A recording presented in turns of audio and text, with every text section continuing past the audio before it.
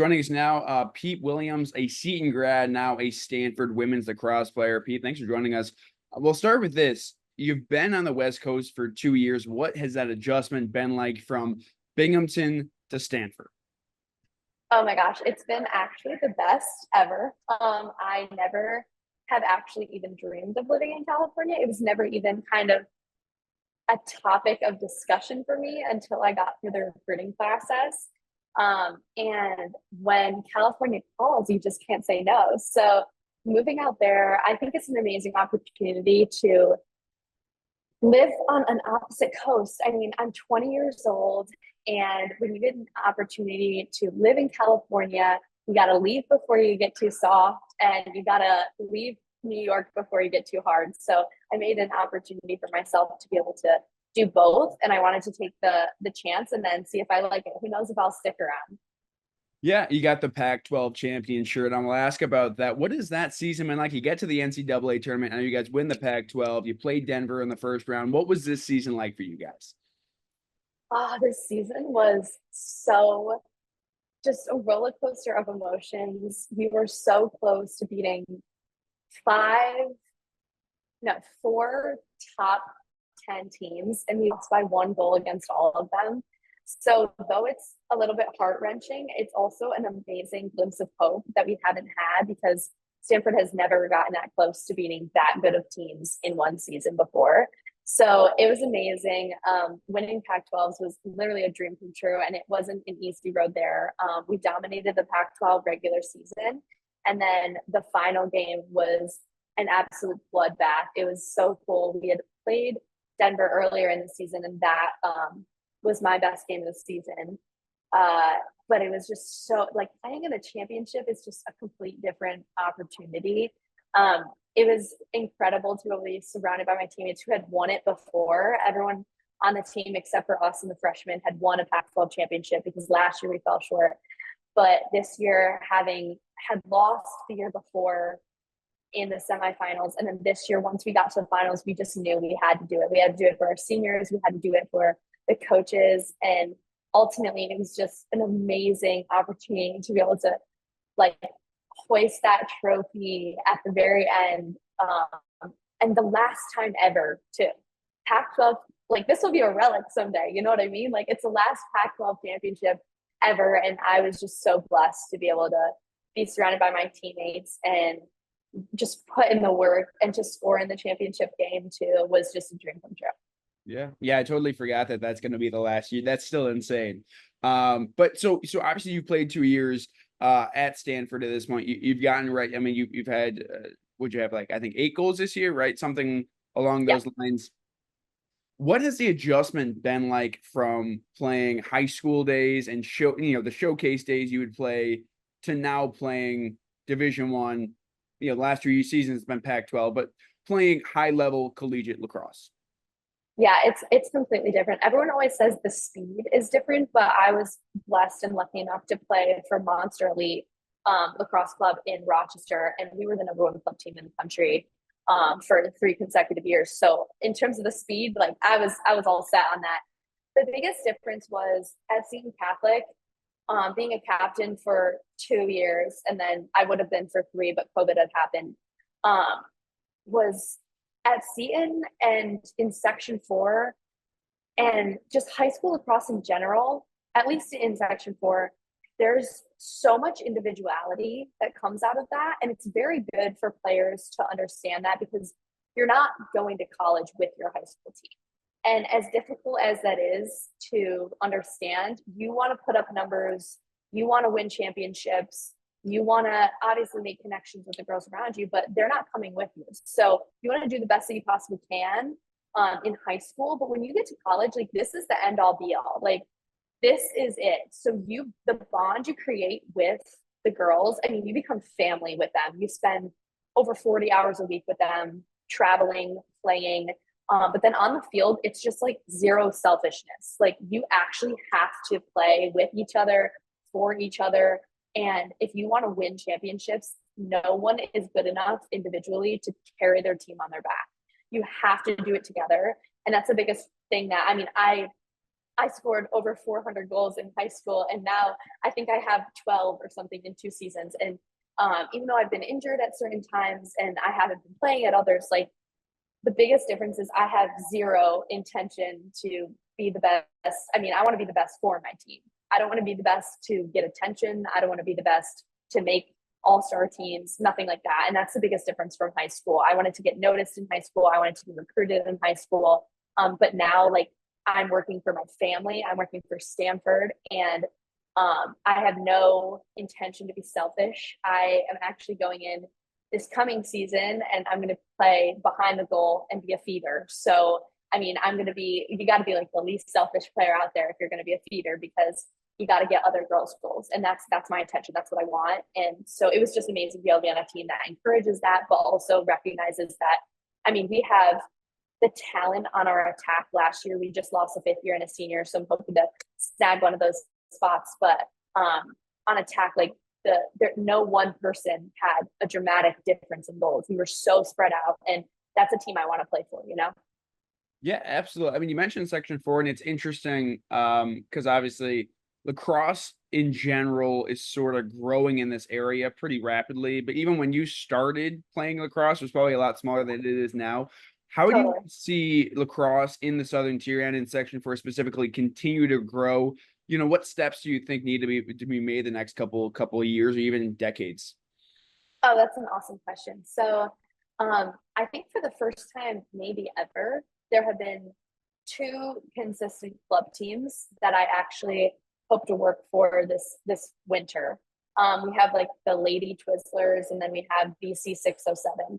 And both of the families have started actually through my clinics and through personal lessons with me, which I'm so grateful for. But I have, since senior year of high school, actually, I created my own LLC, and I have a company which gives girls lacrosse lessons, gives clinics, gives webinars all over the country, in California, in Virginia, Maryland, Pennsylvania, and obviously, of course, where my hometown is in Binghamton. But I have literally wanted nothing more than to grow the sport of lacrosse. And I saw an opportunity in Binghamton when no one else was taking advantage of it. I was like, why do I have to drive to Rochester to get to play a sport that I love? It's not fair. So I've been giving clinics since I was a senior in high school. I've done consecutive clinics of over 20 plus girls every winter while I'm home on break. And then I haven't really been home much this summer or last, but every single time I'm there, I actually took a red eye home when I finished my computer science final at Stanford. I took a red eye home, and the next morning, actually, I did a 2-hour lacrosse clinic with 20 plus girls. Oh my gosh. Oh, what's that? I did a lacrosse clinic for 20 plus girls.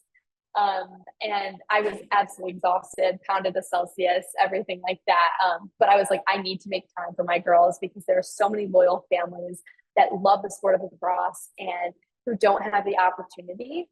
And that I think just people with the entrepreneur spirit going out there, starting club teams, if they have to travel to Syracuse or Rochester with their own kids and realize, okay, that's what we have to do to learn, and then bring it back to Binghamton. That's what I was trying to do. That's what I've been doing.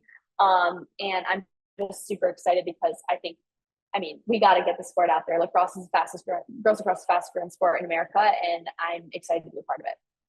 Yeah, absolutely. And you mentioned off air you have a clinic tonight, right? So for people who want to get involved, not necessarily for tonight, because I'm sure it's only a couple hours, but going Yeah. into the future, how can people, what's the best way for people to get involved? Well, I hate saying this as a plug, but follow me on Instagram. I'm all over the country. I am in California, obviously, for school. I'm basically find myself in Baltimore, Maryland, Washington, D.C., Virginia area for every summer of the past of my life. And just follow me on there. I'm giving opportunities for girls all the time, because it's something I'm so passionate about. It's actually the one thing, like, coaching is the one thing I'm passionate about. I know it's a gift from the Lord, because I don't have to try that hard on it. And just all of my experience of struggle and hardship when I was younger, trying to do this like firsthand, not having any guidance or experience other than my dad and I working on it together. I just want to share that with girls. I mean, it's like amazing to have an opportunity that where girls want to listen, you have a platform, you can do anything with it. And I choose to like share the gospel, share my love for the Lord, and also share my knowledge of lacrosse. Like that's what it's all about. Yeah, you mentioned you've been obviously in the DC area the last 2 summers. Right now currently working for Congresswoman Claudia Tenney. How did that come to be, and what was your excitement level to be able to work with her and in DC Oh, in general, I should say? yeah. Okay. So first of all, DC is amazing. It is, especially with an election year coming up. I saw this as an opportunity. It was kind of shot in the dark because I'd applied to a bunch of other internships, and I was applying for Fox and NBC and like a bunch of other news outlets. And then I kind of, as I went throughout my year, I switched my major focus. I'm doing science, technology, and society, and I started doing communications and media as my focus. And then I changed to innovation organization. So more of like a public policy, mechanical engineering, product design kind of route. And so I realized I didn't really want to go into those things. And then I realized if I want to make a name for myself, I want to be in a major city. And so I knew that Claudia Tenney used to be in our district, our representative, and she's just done amazing things. Like she is a boss woman who gets what she wants, knows what she wants. She is an amazing conservative who loves our country and supports our rights. And I saw it as an opportunity, so I applied for the position and got it. And I absolutely could not say no because my sister is a submariner right now in the Navy, and her son went to the Naval Academy, and she just loves our military, and I love our military. So it seemed like a perfect fit, and we actually grown to really like each other. So I really appreciate her. I literally love her. She's one of the coolest women I've ever met. She's also so down to earth and so easy to talk to and hilarious. So yes, like a lot of people work for Congress people who are scary and like very cocky or like hold this throne or this role, but she has been so wonderful and kind and just like so down to earth. And I've absolutely loved every single second working for her. So going into your junior season, obviously a lot of what you've talked about is more about your career and trying to grow the game. Individually though, what do you want to continue to grow? When you mentioned trying to be you're going to be a feeder this season, what do you want to grow the most in lacrosse this year? It's a good question. Well, we're moving to the ACC, so that is a huge change. But when I when I committed to Stanford, I signed up for the Pac-12.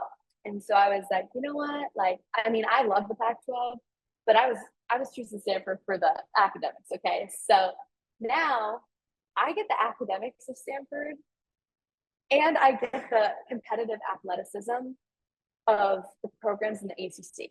Like Stanford has now become the absolute hub of excellence. And it always has been, but now moving to the ACC for sports, I mean, no, who wouldn't want to go to Stanford? So my goal this year on the lacrosse field is to be a standout player for a team that is taking everyone by storm. I don't want anyone to think that they can look over Stanford because we just won the Pac-12 with dominant fashion. We didn't lose a single game in the Pac-12 this year.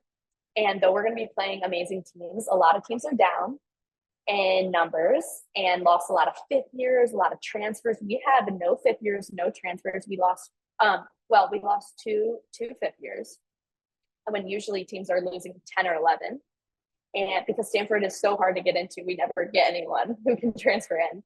But I'm just excited to be able to walk into the ACC and make a name for ourselves immediately. That's our goal. And I want to feed, I want to assist, I want to be someone on attack who, I don't really care if people remember my name, but I want to be a critical part of Stanford offense, and I want Stanford offense to be absolute dominant this year. So with Jordan Pace and Aaliyah Plisky, who just made, Jordan's my roommate right now in DC, actually. She's working for a lobbying firm. She's a starting attacker. Aaliyah Plisky from Tennessee, she is going to be a sophomore. She just made the USA U20 team. And then whoever else finds themselves on attack, I'm just absolutely so excited for. And we're going to be just like so excited to be in the best conference of lacrosse. And also, it's going to be tricky with academics, but Stanford is super accommodating, and it's going to be something I never dreamed of doing, and I'm really excited about it. Yeah, very cool. Last question I have, and then we can add anything on afterwards if you'd like. But last question: where does the name Peep come into play, and do you prefer Peep or Priscilla? Okay, that's actually a good question. So when I was little, I was 4 years old. And I remember my sister, I was just annoying her. I have an older sister, 4 years older than me. I was annoying her. And she said, all you do is talk. You're just like, peep, peep, peep. And it just stuck. And I started going by Peep in about third grade. And it's stuck ever since. I mean, it's really hard. I used to play competitive soccer when I was little, as did every kid ever. And I remember it was just a little bit tricky to say Priscilla from all the way across the field. And so it just caught on. It's catchy. I ask all my friends, they're like, every single one is like, you are not a Priscilla, you are Peep. Like it just, I embody the name. It just fits me. It feels right. However, I'm meeting a lot of lobbyists, a lot of people coming in the office, a lot of people in Congress, in the House of Reps, in the Senate this summer. So this has been, I'm also answering a lot of phone calls. So this is the first summer that I have ever started going by Priscilla. It feels very weird, but everyone in the office still calls me Peep. Everyone I'm close with calls me Peep. But when I'm shaking hands in the office or on the phone and I say my name, it's just a lot easier to not have people ask, what did you say? Every other minute. So I've really enjoyed it. It's definitely something new, but I mean, wearing suits every day and wearing dresses and being very formal, and like I have a big girl job now. So I think going by Priscilla has made sense, but it's definitely been an adjustment, and I'm going to go by Pete for as long as I can.